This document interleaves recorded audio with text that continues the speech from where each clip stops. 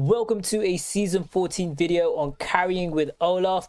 Jumping straight into it. To carry at level 1, it's all about knowing your damage of your Q and passive. Your Q is a long range damaging ability which slows, and your passive gives you attack speed and lifesteal based on your lost health. Now this, combined with getting to lane early and setting up in the top bush versus weak early game champions that can't out damage you, is extremely important when wanting to carry with Olaf. It will allow you to go in for trades to get enemies low HP before the waves even meet, or even be able to all in enemies for a potential kill.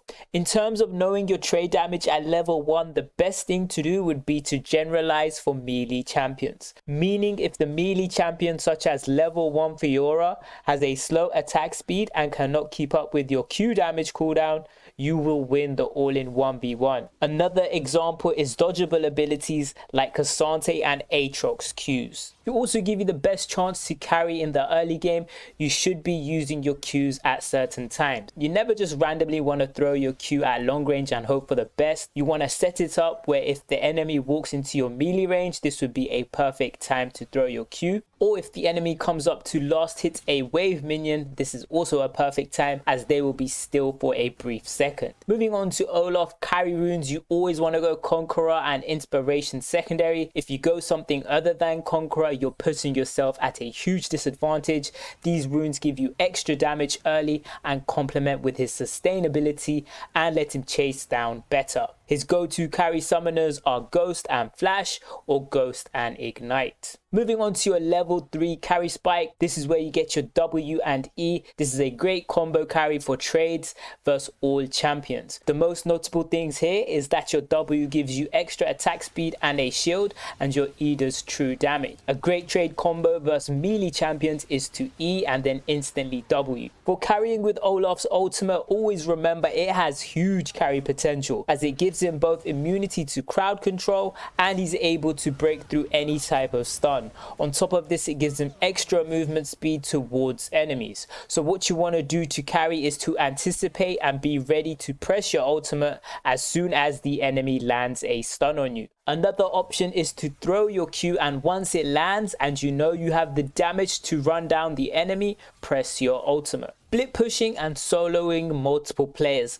Now this is where Olaf super carries, as once you have a full item in the early game, you are able to split push and dive onto all enemies. How you want to do this is to solo split push side lane waves, which will push in the waves towards the enemy tower.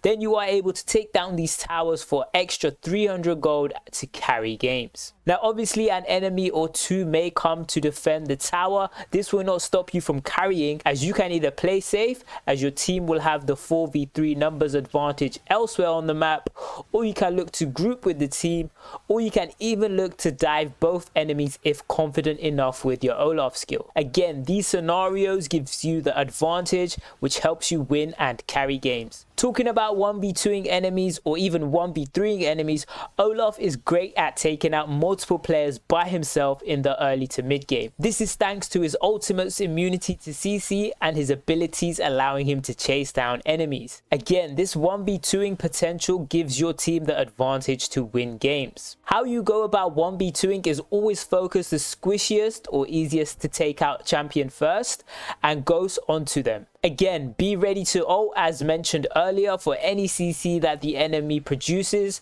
and focus on being in a good range to land your Q, then follow up with autos and be sure to use your W for increased attack speed on your autos, and make sure to use your E. Now to carry in team fights as Olaf, it's a bit different. The most important thing is you do not want to be the focus of all 5 enemies in the dive, meaning don't take damage from all 5 enemies, as you will likely get eliminated before you're able to do any damage. To prevent this, what you want to do is wait for another diver or tank to start the fight. Allies such as Sejuani can go in with their ultimate and then follow up with her Q, making them become the front line.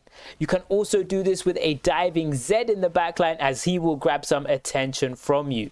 Now, for carrying with items, you want to start with your Doran's Dagger, as this does the most damage early game and it will help you get those eliminations in the early game. For items, you also have the option to go Stride Breaker to Sundered Sky. This is great for keeping yourself close to the enemy while being healthy from the Sundered Sky. Finally, as an Olaf carry, what you should be aware of is you want to try end the game before late game, where the enemy carries get 4 complete items, as Olaf starts falling off when the enemy ranged or mage champions are able to do high damage from afar.